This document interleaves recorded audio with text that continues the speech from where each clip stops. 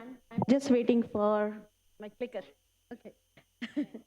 So I stand between you and the coffee, and I'll try to finish in about 12 minutes so that we still have some time. I come from a network called the Honeybee Network. It doesn't have to do anything with the honeybees. We don't rear them. We just cross-pollinate people's knowledge. Like the honeybee, when they cross-pollinate between the flowers do not complain because they are getting pollinated, and the honeybees get the nectar. So our idea is when we transfer or we transmit the knowledge from one community to the other, nobody feels shortchanged and everybody is in a win-win situation. If you see my slide, the first one, I don't know if many of you have read about this book, The Mothers and Daughters of Invention. It is by Autumn Stanley. Why I bring this book is because apart from the community knowledge, here I am also to talk about the women-led enterprises. Autumn Stanley, when she studied for 13 years, the US patent database of 200 years, till 1800, she found that there are only 2% women innovators, and by the turn of the century, it grew to about 8%. And I doubt if much has changed. And I'll show you that some of the recent data is how, though women are very knowledge rich, but they are not coming into the formal system of such recognition. Okay. So I'm sorry, even I cannot read the fonts, but I'll tell you what happens. So I am trying to bridge between the formal system of science and the informal system of science, or the indigenous knowledge system, you can say. We realize that one of the things that indigenous people or our knowledge holders lack is the lack of articulation. They cannot tell you the ideas, their innovations, or their knowledge in your words. So they are not able to articulate or explain why some things are being done. So what happens is, from the formal scientists, we have a lack of attention or action. So it's like, okay, some things are superstitious, some things we just do, it's not science or something like that. So there has to be a way in which we increase the articulation of the indigenous people. Just to say, okay, we don't know how it works, but it works. And we have done this for thousands of years, or maybe many centuries. And what happens when the scientists take note, they try to understand, okay, there might be some point, let us see how, if we can prove the science behind the knowledge they have shared with us. And they will start acknowledging the knowledge holder. One of the problem with modern scientists is, sorry, I'm also a part of that fraternity, but we don't share our findings with the people. When we gather knowledge, first we acknowledge, like Vishwajanani ma'am had said, that we acknowledge, we want them to be co-authors, but we do not go and tell them what did we do with the knowledge we collect from them. Because they will be happy, if somebody says, okay, I did something marvelous, maybe you're not giving me money, but you are giving me recognition, you're telling me my idea was worth it. And so what happens, they trust us more. That has been in our case for the 30 years. People have shared their knowledge unabashedly. There has been no problem, though we collect PIC, prior informed consent. And then now when open sharing is done, there is validation and value addition. Now the problem rises here. When you evaluate or value add, do in form of like you get products, you get patents, you get publications. Now it could be with or without the prior informed consent or the benefit sharing. Now if it is with, what happens? The community also wins and you also win, like the scientific community also wins, and our traditional knowledge holders also win. But in case they do not acknowledge, then there is a loss of trust.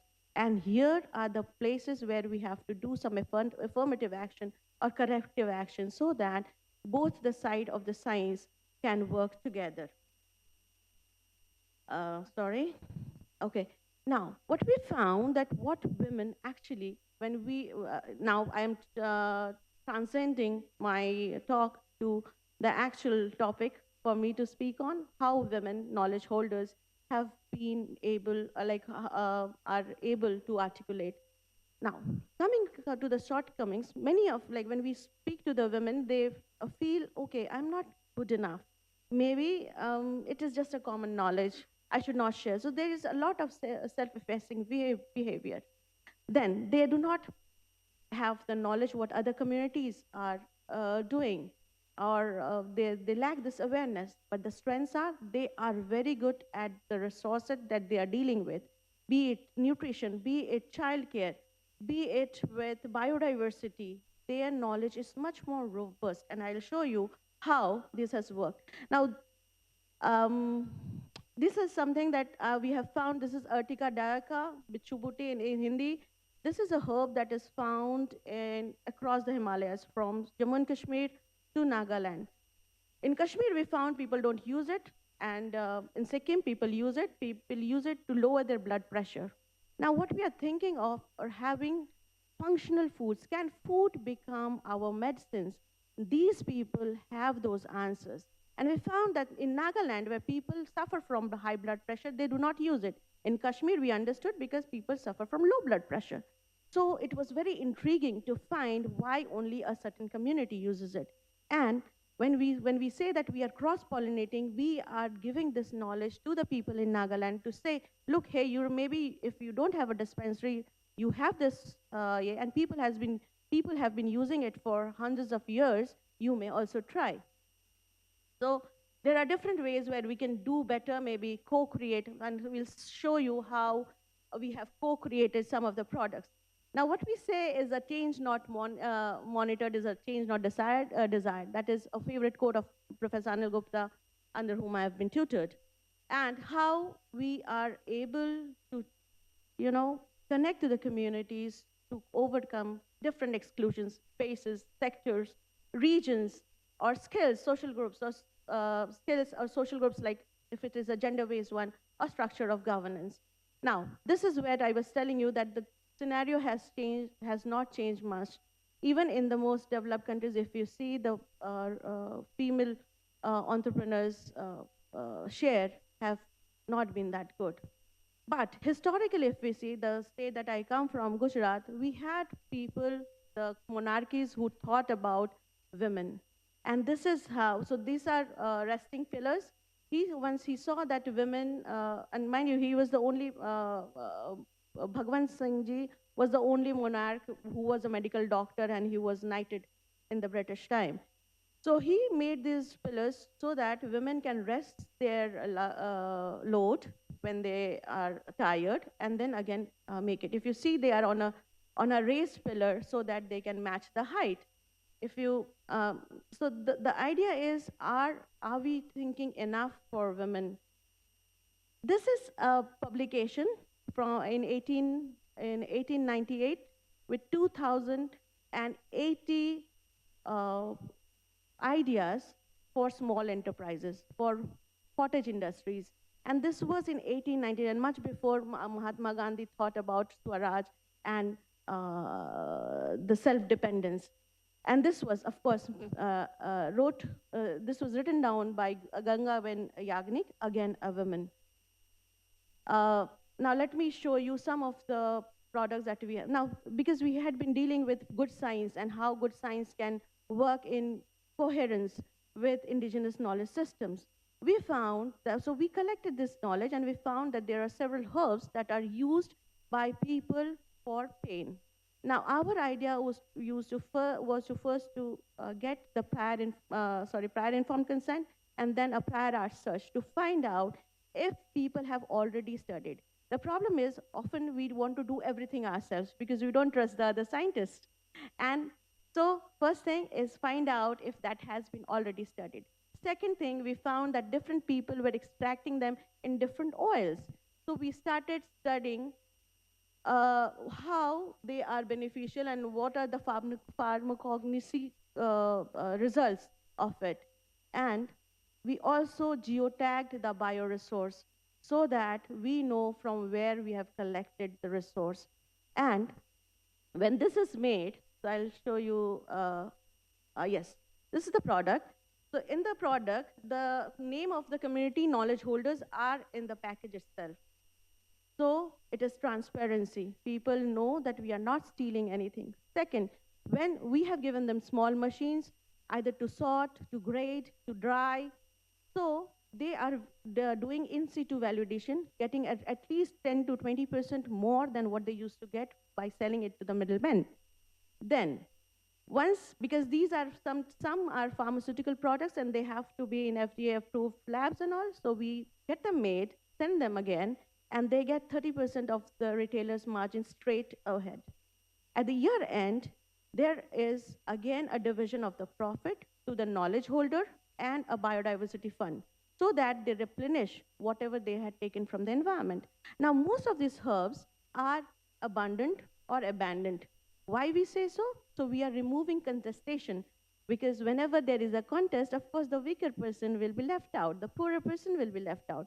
But if you are taking away something that nobody cares about or people just throw out, then of course nobody will be there. Nobody will contest that, and people can still earn their livelihood.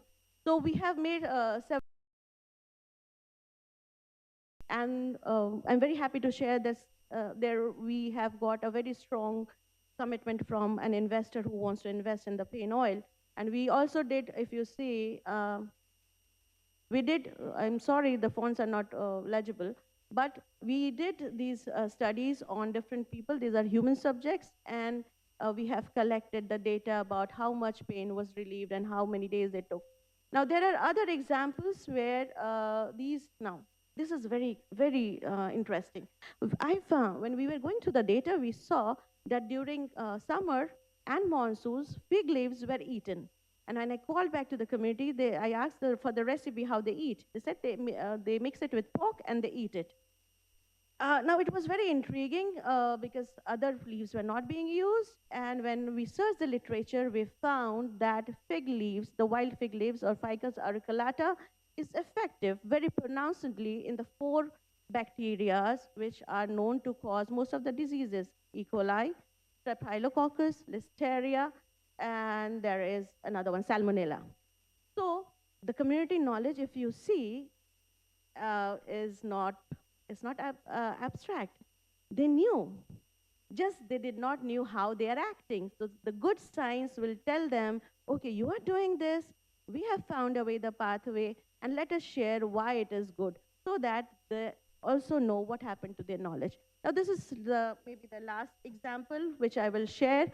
So these are 30 varieties of kidney beans that we have collected from one single district of India.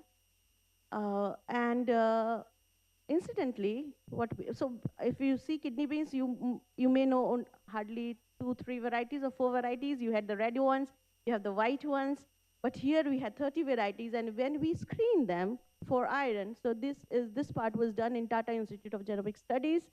They found, so you see the starred ones, they have more iron than any other poor pulse known in India. Similarly for zinc. Now, the idea is, just by basic characterization, we can add so much of value. Now, and India has about 60% of anemic women. And so the idea is, just by characterization of these indigenous varieties, we can add so much of value. So this is one of the old slides where the head of the state is recognizing one of the traditional knowledge holder. So we try to bring in different ways of appreciation for the knowledge holders, apart from benefit sharing, which is of course very essential part. This is a non-stick cookware. It's a slack, and it doesn't cause cancer because it doesn't scrape off and go into your stomach. And these are supposed to be called primitive ideas. They are, if you see, much, much ahead in science. It's just that we have to find out avenues in which we can support them. So yes, design, art, but there are problems that remains to be addressed, and we should work together to be able to provide them with the solutions that we can. Now, it is all about perspective. When you see beneficiaries, we see experts, we see co-creators, we see people who are knowledge holders, and people who are very scientific, if only we can understand the science. Now, there is always good science, bad science, but we should be willing to look beyond what is seen. And this is our last idea, that we are thinking of a coordinated project where such science, such research is done on the indigenous science. And we hope that we all can work together to bring this more in the future. Thank you. These are the databases. These are all open source, and anybody can use them. The communities have shared with us, and they have never charged anything from us. We just get small projects, and we are able to help them, but that has never defined our relationship with them. It has never been, it has always been I owe you, I owe something to you. So that is how relationships have been. Thank you so much.